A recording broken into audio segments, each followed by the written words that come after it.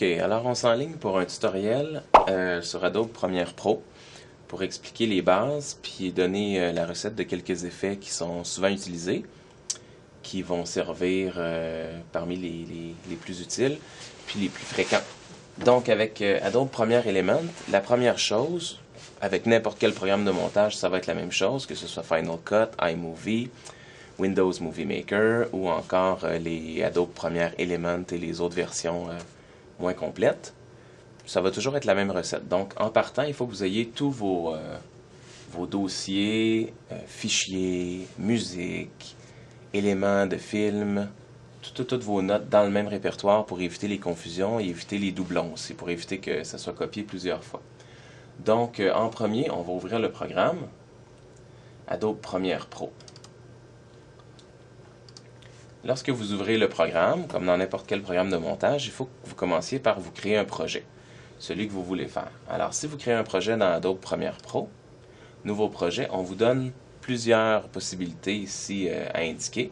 Alors, vous allez choisir les possibilités par défaut, les paramètres par défaut, et vous allez pouvoir inscrire votre type de caméra ou votre type de film. Vous devez absolument choisir le format NTSC qui apparaît ici. Si vous choisissez le format PAL, PAL, qui est souvent par défaut dans les logiciels français, vous allez avoir un format DVD européen qui va être incompatible avec nos lecteurs. Donc, on choisit le format NTSC, ou pour ceux qui tournent en HD, qui ont accès au mode 24p, bien sûr, vous choisissez le mode 24p, qui est un mode cinéma beaucoup supérieur.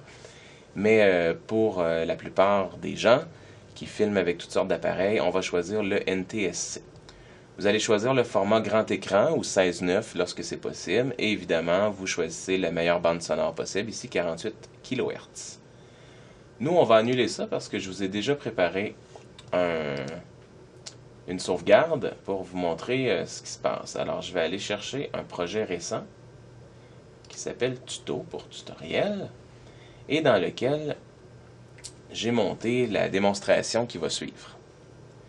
Pour la démonstration, pendant qu'il est en train d'ouvrir, je vais vous montrer un peu là, ce que j'ai pensé. Alors, je vais vous montrer à faire une nuit américaine, donc le montage de base et l'effet pour avoir une image qui va imiter une séquence de nuit, comme celle-là. J'ai décidé de rentrer.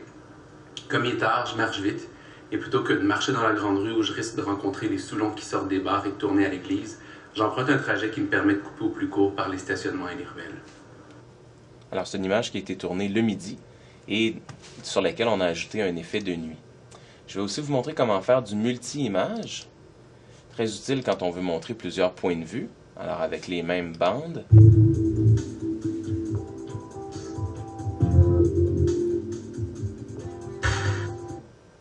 On a 4 images ici qui se chevauchent. Je vais vous montrer à faire ça. Je vais vous montrer à faire un diaporama lorsqu'on veut passer des photos rapidement ou faire une vidéo en stop motion. Comment est-ce qu'on fait pour que les photos soient plus rapides et du bon format.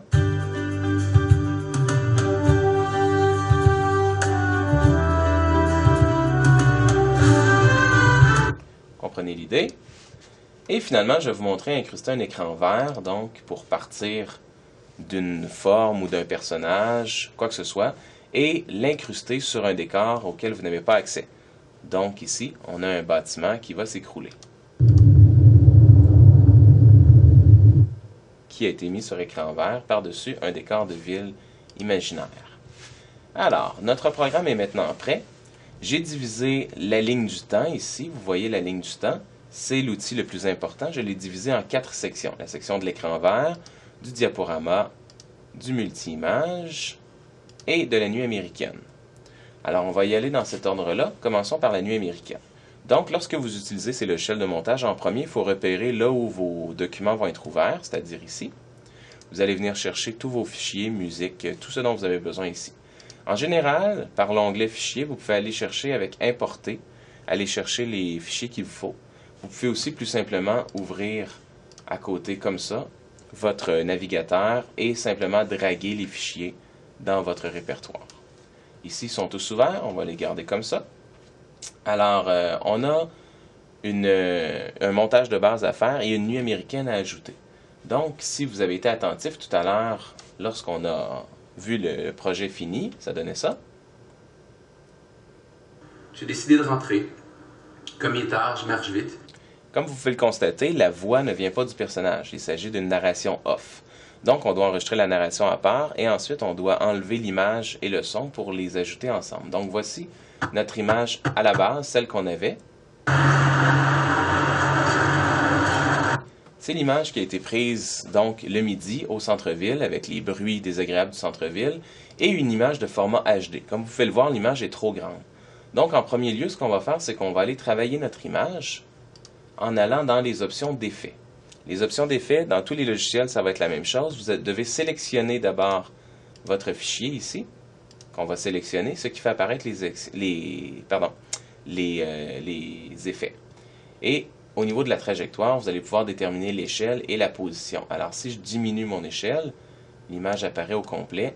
Si je voulais la changer de position, en changeant les coordonnées polaires, on arrive à le faire de haut et de bas. Donc, notre image ressemble à celle que nous voulions obtenir ici. Par contre, le son n'est pas bon. Alors, ce qu'on va faire, toujours avec l'image sélectionnée, le fichier sélectionné, on va cliquer avec le bouton de droite et on va aller sélectionner « Rompre le lien ». Il y a aussi des logiciels qui disent enlever l'audio, c'est toute la même chose. En rompant le lien, on peut sélectionner seulement l'audio et le supprimer, tout simplement. Ici, on a la narration. Elle attend le dernier bus de la soirée. C'est toute la narration de l'histoire qui a été prise. Alors, même chose, en cliquant avec le bouton de droite, on peut aller rompre le lien, ou supprimer l'audio, ou supprimer la vidéo. Et cette fois-ci, on va supprimer la vidéo puisqu'on ne garde que l'audio. Alors là, on peut, avec la commande C, aller découper une partie de notre image. Avec la commande V, resélectionner. Il y a 3 commandes très importantes à retenir si vous utilisez Premiere Pro ou Premiere Element. Le C, le V et le X. Lorsque vous appuyez sur C, ça permet de couper votre élément sur la ligne du temps. Lorsque vous utilisez le V, ça vous permet de le sélectionner, donc de le déplacer ou de l'enlever, etc. Et lorsque vous utilisez le X, vous pouvez changer la variable temporelle, donc l'allonger, le raccourcir, faire des ralentis ou des accélérés. Maintenant, je vais sélectionner avec V et emmener le son sous l'image, et j'arrive à ça. Elle est toujours devant moi. Donc, on a la narration sur l'image comme on l'avait ici. J'ai décidé de rentrer. Par contre, notre image n'est pas tout à fait la même. Ici, on a une image qui est bleutée, donc sur laquelle on a ajouté la nuit américaine, alors qu'ici, on a une image qui est pure.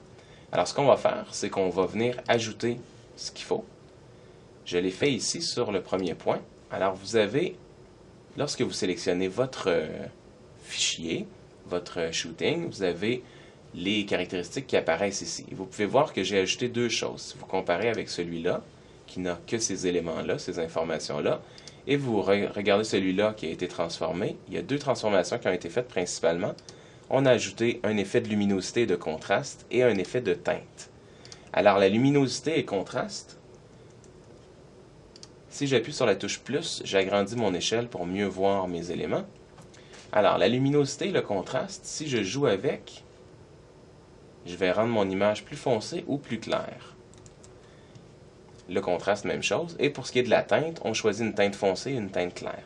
Dans ce cas-ci, pour imiter le soir, j'ai choisi dans les teintes foncées une teinte de bleu, donc bleu très foncé. Et pour imiter les lumières du soir, les réverbères et autres éclairages nocturnes, au lieu d'un blanc, j'ai choisi une teinte claire qui est un genre de jaune cassé. Lorsque vous ajoutez votre teinte, par défaut, la teinte foncée est le noir et par défaut, la teinte claire est le blanc.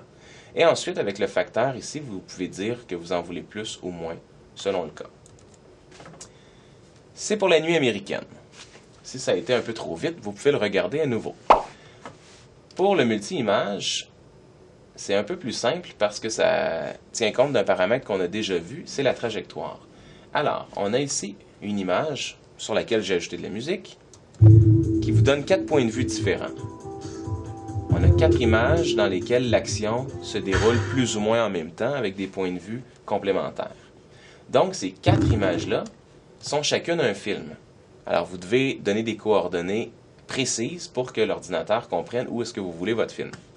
Lorsqu'on ouvre nos films, on a bien sûr l'image en plein écran. Comme vous pouvez le voir sur ma ligne du temps ici, j'ai mis les 4 pistes une au-dessus de l'autre. Donc, sur la piste vidéo 1, vidéo 2, vidéo 3 et vidéo 4, sur chacune de ces pistes-là, vous avez un élément différent. Alors, si vous enlevez ces 4 éléments-là, pour n'en voir aucun, vous voyez, mon image est noire, je vais en faire apparaître un seul. Alors, j'ai la piste vidéo 4 ici qui est apparue, qui nous donne celle-là. Si on la sélectionne, on peut avoir accès aux effets vidéo à nouveau. Alors, dans la trajectoire, on peut décider de la grosseur de l'image. Et au niveau de la position, on va pouvoir décider d'où est-ce qu'on met l'image. Alors, on va réduire notre image. On va tasser la position vers la gauche et le haut. Et vous avez votre première image. Ensuite, il s'agit de faire la même chose avec les autres. Donc, si je fais apparaître ma piste vidéo 3, je la sélectionne, je la fais apparaître ici. Vous voyez, je l'ai là. Alors, les coordonnées ont été transformées ici en échelle et en position pour qu'elles soient dans le coin en bas à droite. Même chose, si je fais apparaître la piste vidéo 2, elle apparaît là. Et la piste vidéo 1 apparaît là. Donc, j'ai mes 4 pistes vidéo. Et ici, dans la piste audio, j'ai ajouté une musique pour laquelle je peux déterminer la hauteur du son ou, si vous voulez, le volume. Toujours en appuyant sur le bouton de droite, on peut avoir accès à toutes sortes de choses comme le gain audio. Et là, vous pouvez définir le gain sur 0 décibel. Alors, on peut le diminuer pour que le son soit très très bas, comme ça.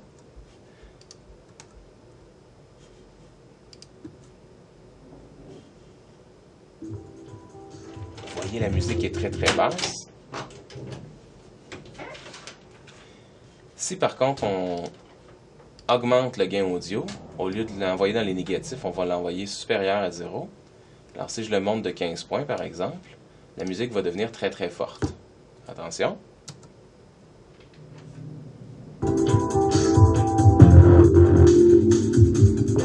On a même une distorsion. Donc avec la démonstration, ce que j'avais fait ici, c'est que j'avais mis la musique de base à 0 décibel et les 4 images rendues.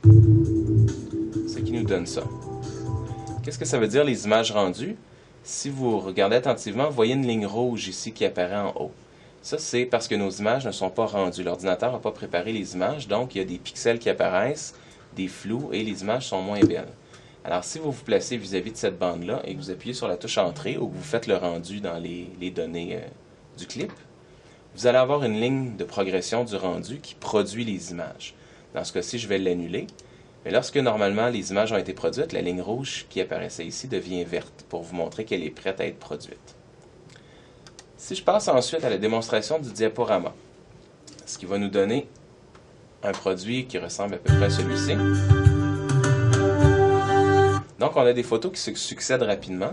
Lorsqu'on utilise le stop motion comme technique cinématographique, il faut absolument connaître comment accélérer les photos, sinon vous allez avoir des photos qui sont très très longues et ça ne fonctionnera pas. Alors, dans un premier temps, vous allez venir ajouter vos photos ici sur la ligne du temps. Si j'agrandis mon échelle, vous voyez que chaque photo a été ajoutée individuellement. Si on ne veut pas entendre la musique, à chaque fois qu'on se déplace sur la ligne du temps, on peut désactiver la sortie des pistes ici. Donc, vous avez vos images et sans musique. Et là, comme vous pouvez le voir, les photos sont beaucoup trop grandes. Donc, chaque photo doit être diminuée pour la faire entrer dans votre ratio d'image. Ensuite de ça, lorsque vous mettez les photos, vous pouvez décider du temps que ça va durer. Alors, si je prends celle-là et que je la mets sur la piste vidéo 2, par exemple, avec la touche X, on peut allonger le temps de la photo et donc avoir une photo qui dure très, très, très longtemps. Comment est-ce qu'on fait pour définir la longueur des photos? Encore une fois, on peut aller avec le bouton de droite sur le menu flottant et faire apparaître vitesse durée. À ce moment-là, on peut mettre un pourcentage de vitesse ou carrément écrire la durée qu'on veut que la photo dure. Plus simplement que ça, lorsque vous avez 2000 photos à mettre en forme, dans Première, avec l'onglet Fichier, vous pouvez venir dans les... non, c'est pas dans le fichier, c'est dans Premiere Pro. Vous pouvez venir dans les préférences, ici en haut, dans les préférences générales. Et dans les préférences générales, vous avez une infinité d'éléments que vous pouvez définir. L'apparence, l'audio, le matériel, etc. Si vous restez dans le général, ici, vous avez la durée par défaut de l'image fixe. Donc, une image fixe va durer un certain nombre d'images par seconde. Votre projet comporte 30 images par seconde. Ici, les images fixes sont définies sur 12 images par seconde. Donc, chaque image va durer un peu moins qu'un tiers de seconde. Si vous avez 30 images au complet dans une seconde, plus vous séparez ce total-là, plus vos images vont être rapides. Par exemple, si vous mettez chaque image une image par seconde, vous allez avoir 30 images dans votre seconde, 30 photos différentes. Pour un stop motion, ça fonctionne très bien. Pour un diaporama, ça aurait l'air impossible à regarder. Donc, je l'ai laissé à 12 images ici. C'est vous qui déterminez le total ou la longueur des images de la durée. Voilà pour le diaporama. Finalement, bien sûr, il faut faire le rendu encore. La ligne rouge qui apparaît encore en haut nous indique que les images ne sont pas prêtes à être produites. Alors, il faut resélectionner ici, appuyer sur la touche Entrée, comme précédemment, et voir la ligne de progression du rendu, que j'annule à nouveau. Finalement, je vous montre comment incruster un écran vert, qui est la variable peut-être la plus complexe d'un programme de montage.